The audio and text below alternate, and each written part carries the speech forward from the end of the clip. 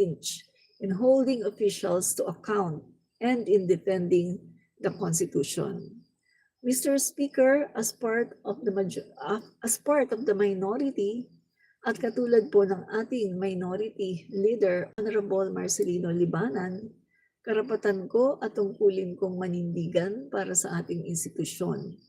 I rise today to defend the honor and constitutional mandate of this House amid the controversy over the impeachment complaint against Vice President Sara Duterte. I was not part of the House yet when the articles of impeachment were filed on February 5, 2025 by more than one-third of the House membership. At that time, I served as a spokesperson of one of the groups. The first group that lodged an impeachment complaint earlier in December. Like many Filipinos, I followed the impeachment process with keen interest. Now, as a member of the House and part of the minority, my stake in this issue is even deeper, especially after I was considered to serve as House prosecutor in the impeachment trial along with Representative Chel Jokno.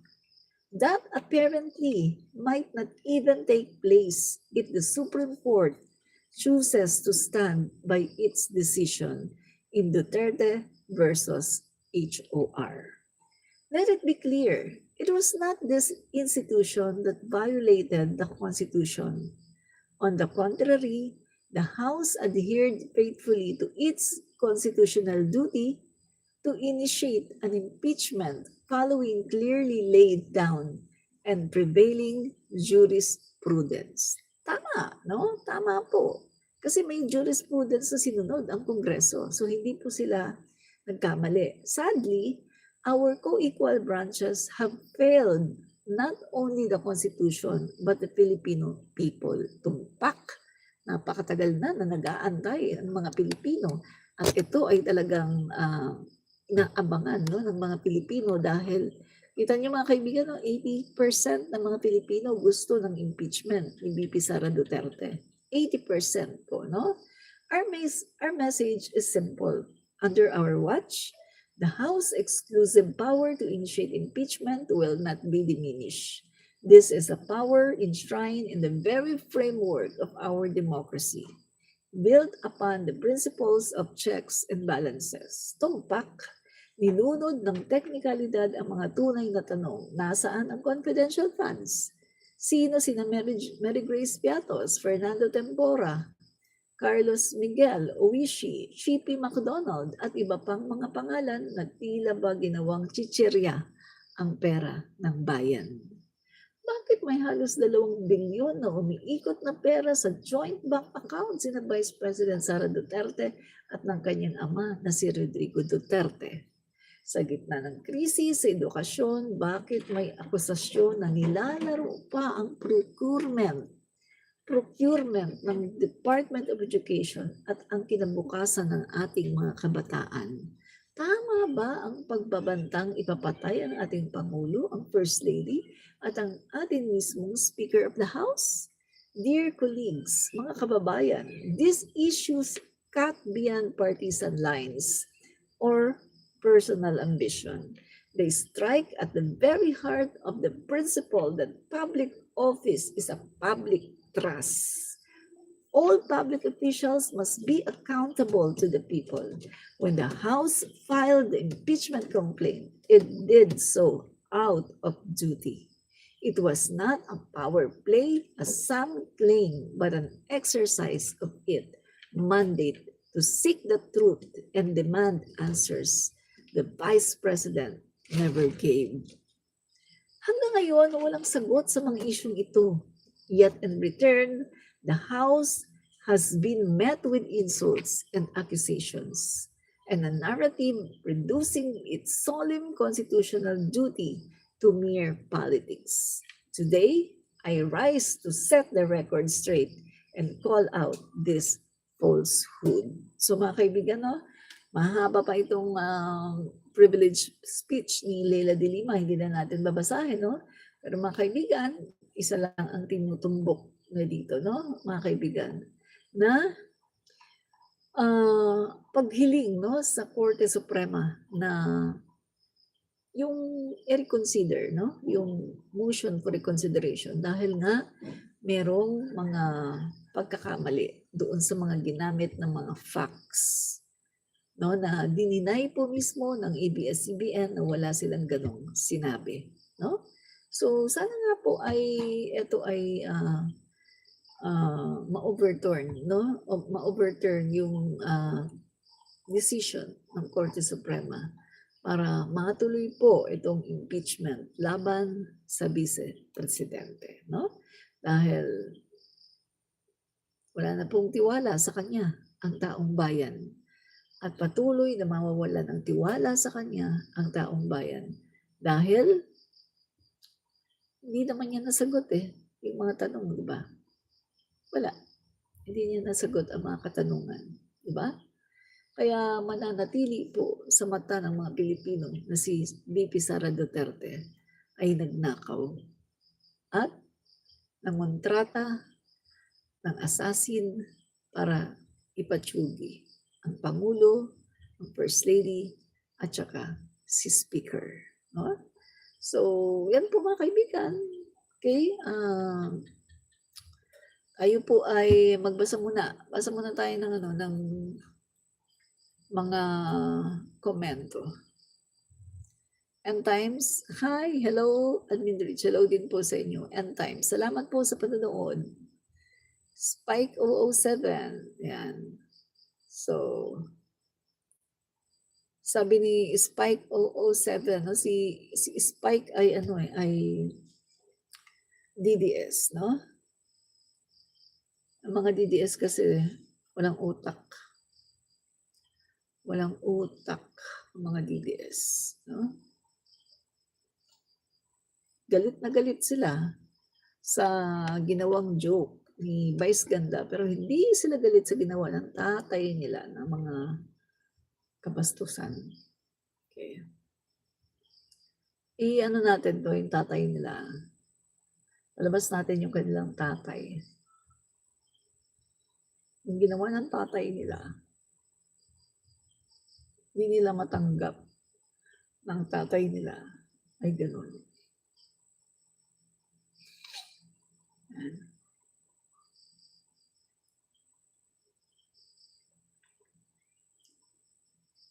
Okay, so kaya ito ang tatay nila. Challenge the Catholic Church. You are full of shit. Challenge the Catholic Church. You are full of shit at mapao rin kayong lahat. Who is this stupid guy? Stupid na talaga ito. Halata kasi na itong supyo. Pagputang, kung ganun. Paano ka Ulitin natin. Challenge the Catholic Church. You are full of shit at mapao rin kayong lahat. Who is this stupid guy?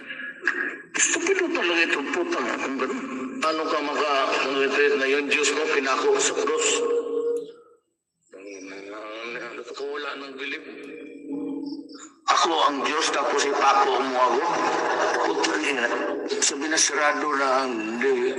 Sino dumating? Wala natin. Si Pope. Gusto ko tawagan. Pope, putang ina ka, umuwi ka na. Nag-rape nila yung lahat ng babae. So, yung unang aswante, kasi nag-retreat sila, naiwan yung ginawa rin ng Pope. Ang isa doon yung main minister ng Australia. Problema na ito. Ang Australia, yung ba sige na tawag Paglabas, binalo, tinignan ko yung mukha. Parang si Austin. Parang artista sa Amerika na maganda. Sayang. Ang pasok sa isip ko, nilip nila, pilahan nila na ito. Pag nagalit ako, kasi nire. Oo, isa rin lang. Pero, ang pagkaganda, dapat kamay mo na ang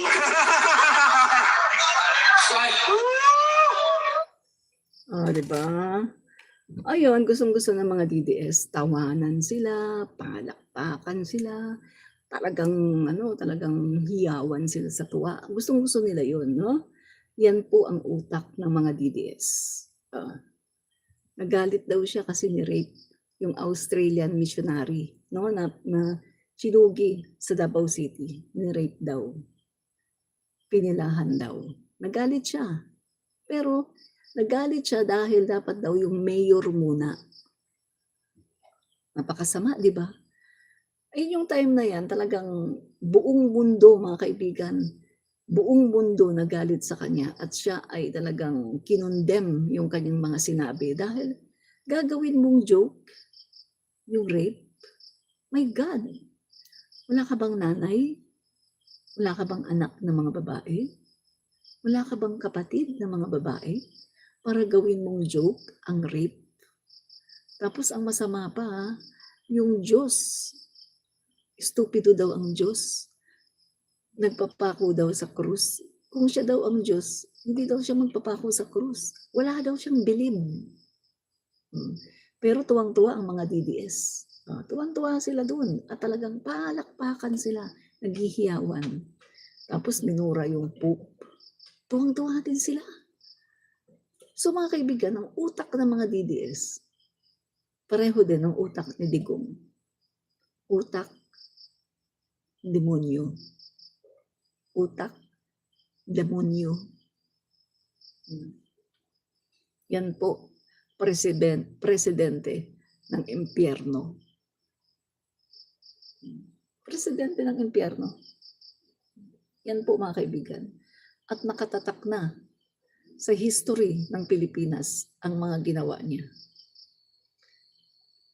Binaon niya ang Pilipinas sa utang. Pinagtsutsugin niya ang mga Pilipino na bumoto sa kanya. 30,000. Kaya nakakulong siya ngayon. Pinapasok niya dito ang pogo, ginawa niyang legal ang mga illegal na gawain. Hinayaan niya, tinulungan niya na magkaroon ng mayor, first Chinese mayor sa Bamban, Tarlac, si Alice Go. Tinulungan niya yung mga inchik galing mismo sa mainland China, yung mga inchik doon na pumapasok dito, may mga criminal record. Nagkaroon ng mga birth certificate, nagkaroon ng mga passport, nagkaroon ng mga dokumento, mga IDs, dahil yan sa tulong ng Duterte administration. Nagkaroon sila dito ng mga lupain, ng mga negosyo. Michael Yang, Chinese. Walang Filipino blood, Chinese si Michael Yang, ginawang economic advisor. Bawal yan. Bawal na bawal. Pero ang lahat ng bawal, ginagawa niyang legal. Yan si Duterte. Ganyan siya. Anong nagawa niya sa Pilipinas? Napamura ba niya ang bigas? Wala. 75 to 100 pesos ang bigas sa panahon niya. Pero ngayon kay PBBM, 20 pesos na bigas meron. At nagmura ang mga bigas. May mabibili ka na sa mga market ngayon, 40, 40, 50. Pero sa panahon ni Duterte, 75 pataas. Diba? Yan yung mga kaibigan. Walang nagawa si Duterte. Puro lang pagdating sa korupsyon, lalong naging kurakot. Wala po siyang nagawa. Kaya tama yung sinasabi ni Ka-Percy Lapid. No? Okay. Palabas natin yung sinasabi ni Ka-Percy Lapid. Okay. Guys, panoorin natin. Binaboy ninyo ang rule of law dito sa Pilipinas. Nakapagpapakulong kayo ng mga tao, umapatay kayo ng walang accountability sa gumawa ng krimen.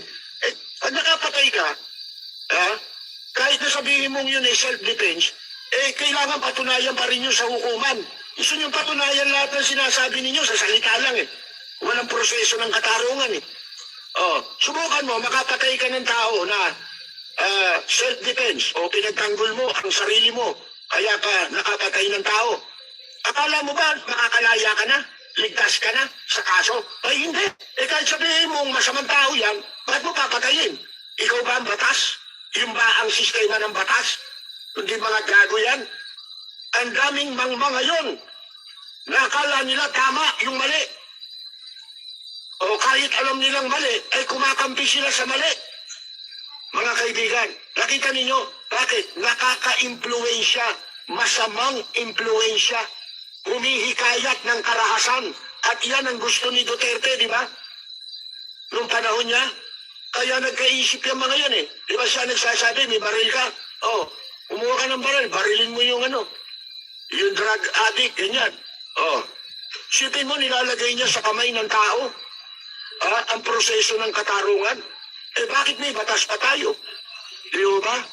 Kayo mismo, tanungin ko, you are witness to what is happening in this country. Meron ba tayong crimes against humanity na nangyari dito? O kung kasama ako sa tinatanong mo, malaki! Hindi lang meron. Mga kaibigan, wala naman. Siya sumagot, wala raw. Sa'yo wala yun. Di ba? Kung walang namatay, wala yun. Ba't maraming namatay? Ba't ang daming tumambak na bangkay sa mga punerarya, sabi ni Bato. Kung papasok sila dito tapos mag-insist sa kanilang investigation, the government has all the right to do what it takes to protect our sovereignty. Ba't di mo sinabi yan sa China? Sinabi mo ba yung sovereignty sa China? Hindi naman yung sinabi yan. Pinapasok niyo pa nga eh. Tandaan niyo. Di ba, mga kaibigan? So, Walang nagawa si Duterte. 6 years, walang nagawa. Kahit yung pinagmalaki na build projects. 119 projects, 14 lang ang tinapos. Hindi man lang, wala man lang 10%. Budulero. Diba? Yan po si Duterte. Budulero. Mag-jet ski daw. Pero hindi ginawa. Budol. Para lang manalo. Nanloko ang taong bayan. Para lang manalo. Para lang manalo siya. Niloko niya ang taong bayan. Diba? So mga kaibigan, alis na ako at kumakati ng lalamunan ko. No? Iinom ako ng water. Bye-bye! Salamat sa panonood. Bye-bye! Salamat po. Mamaya po muli. Bye!